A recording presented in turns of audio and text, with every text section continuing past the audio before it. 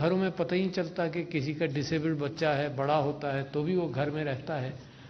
تو میں سمجھتا ہوں کہ معاشرے کے اندر سب سے بڑی چیز ہے ریکگنیشن. دیکھیے نا، کبھی جب کسی پرابلم کو پہچان نہ سکیں تو اس کا پھر علاج بھی ممکن نہیں ہے. تو لہٰذا ریکگنیشن ہو. جو برڈن مجھے پتا چلا وہ تقریباً یہ کہ 3.5 لاکھ نئے کیسز ہر سال آئیڈینٹیفائی ہوتے ہیں.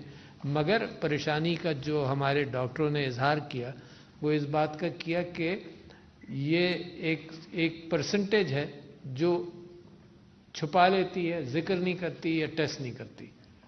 اب زمانہ ترقی بھی کر رہا ہے. کووڈ کے اندر آپ کا بے انتہا بڑا ایکسپیرینس ہو گیا. کیا ہوا؟ کانٹیکٹ ٹریسنگ کر سکتے ہیں، کس سے کس کو لگی یہ آپ ٹریس کر سکتے ہیں. یہ جو ٹیلی فون ہے اس کی بنیاد پر بھی یہ کیفیت پیدا ہوئی. اس کی بنیاد پر بھی یہ کیفیت پیدا ہوئی کہ کون آدمی کہاں گیا. اور ٹیوبرکلوسس کے اندر خاص طور پر یہی بات اور بھی ہے کہ کانٹیکٹ میں کون کون ہے، لہذا اس کی ٹیسٹنگ ہو جائے.